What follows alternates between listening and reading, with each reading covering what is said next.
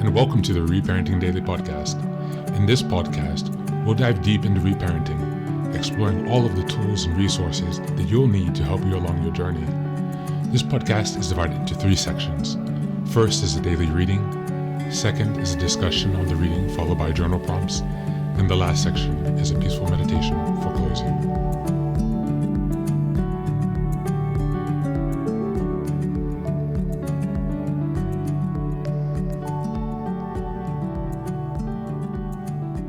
Good morning, good afternoon, and good evening from whenever and wherever you're joining us. Thanks for being here for another day of Reparenting Daily.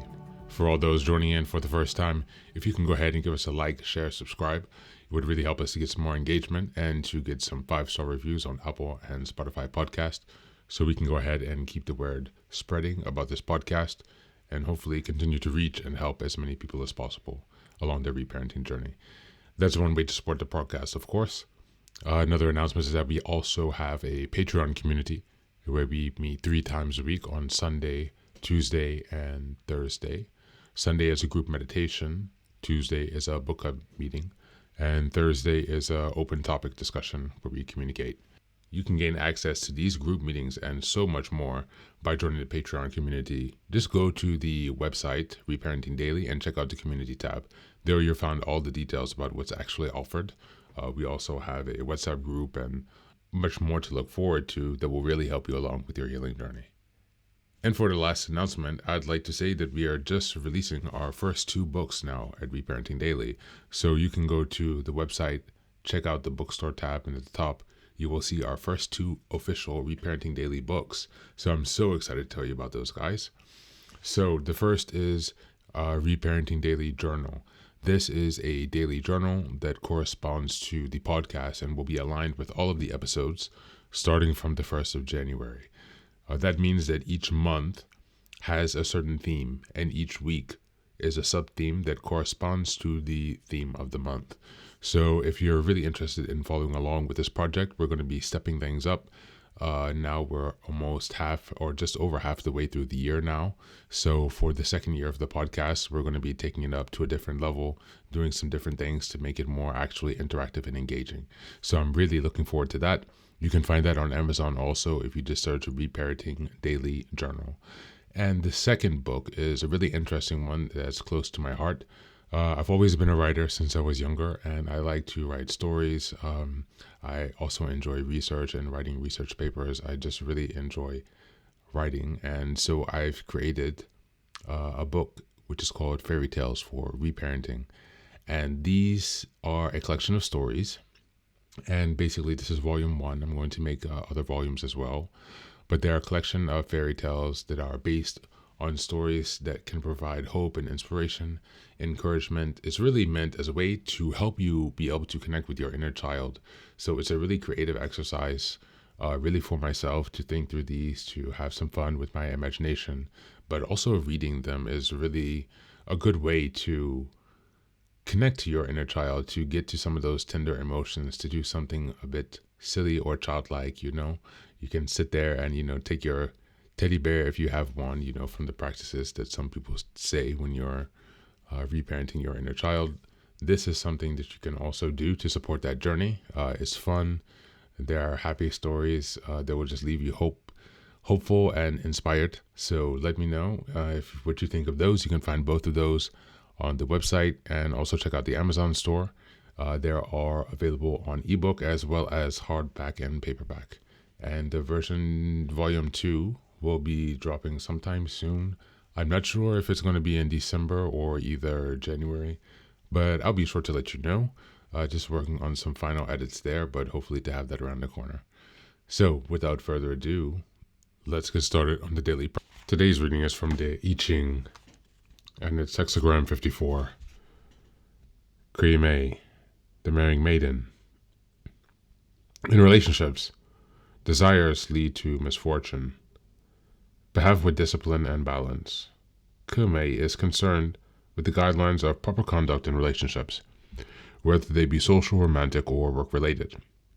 The image here is of thunder rolling the surface of a lake, and it suggests that relationships can be disturbing to our peace of mind unless they are established and governed under proper principles.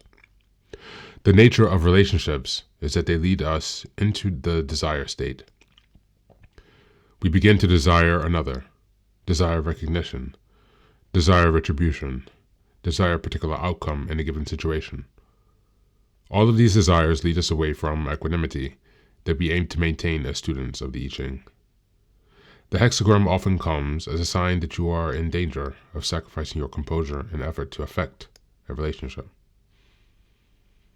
When someone does not treat you as you would like, you are faced with a choice as to what to do. While it may be tempting to abandon the relationship in anger or act aggressively to produce a result, neither of these is consistent with proper principles. You are counseled instead to return to inner independence, acceptance, modesty, and gentleness. The greatest influence is always had through inner discipline and balance. Less subtle means may produce more immediate results, but they are seldom lasting. The hexagram also teaches us that rushing into relationships, rushing to resolve relationship, or rushing to escape a relationship are all akin to rushing on ice. Each invites a painful fall. Seek to establish relationships slowly and on proper principles, to allow them to evolve naturally, and to resolve disputes with patience and perseverance. If your primary relationship, that with a stage, is open and ongoing and devoted, then all other relationships will fall into place. The first line, the possibility of having an influence is small. Do not react against the adversity, but retreat into stillness and patience. Good fortune comes to the one who accepts a background position. Second line, the outer conditions appear uncompromising. A success is possible if you look faithfully for the good in others, yourself, and the situation. Third line, the ego encourages improper desires and self-indulgence. Do not tempt fate by adopting a lax attitude. Fourth line, a good result comes in its own time. Do not waste yourself trying to hurry it. The greatest gifts come to those who remain composed and patient. Fifth line, disdain for those below or envy for those above prevents your progress. Strive not to achieve a goal or to have an influence, but to embody proper virtues. In this way, your success is assured. Sixth line, correct conduct is empty unless our hearts are also devoted. Success is only possible when we abandon our own agendas and follow the way of the sage. Thank you, and that's the reading for today.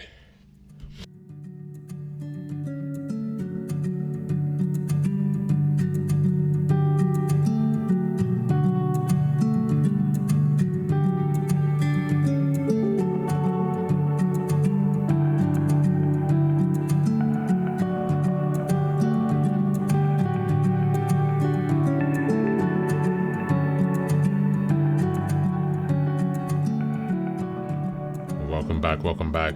As we look at Hexagram 54 today, the Marrying Maiden, which reflects the theme of adaptation, patience, and navigation, or navigating situations where we feel less in control.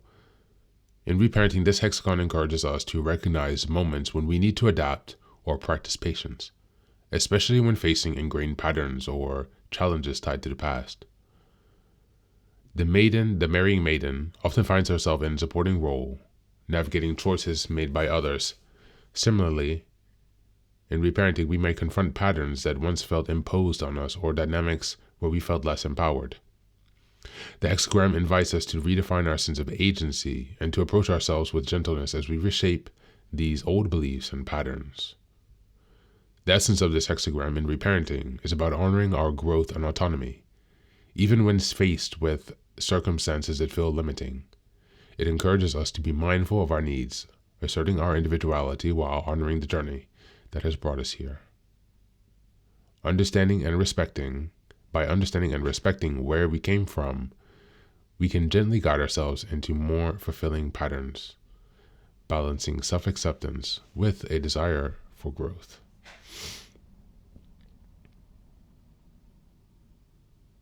as we go on today for some journal prompts. Number 1, reclaiming autonomy in your healing journey.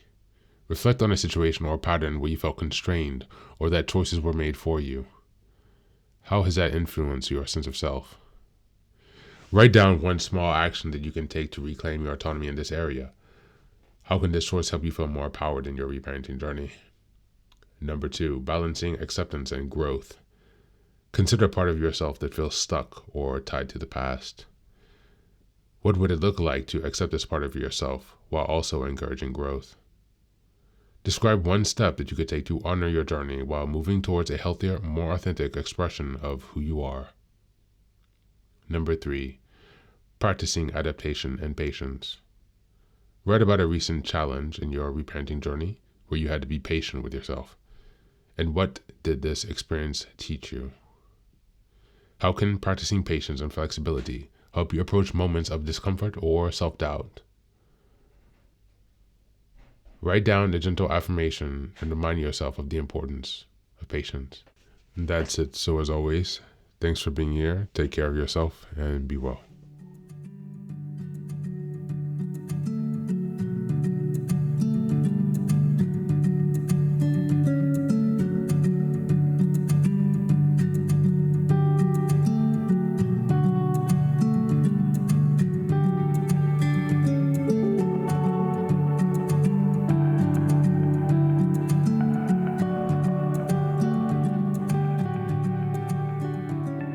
And now, let us move on to the final section, the meditation. This is an unguided meditation. I will simply provide some music and you can take some time to relax. Please feel free to choose a location and a place where you feel safe and where you can be undisturbed for the next 10 minutes. You can choose to be sitting down, standing, as you like, wherever you are most comfortable. Thank you for being here and enjoy the meditation.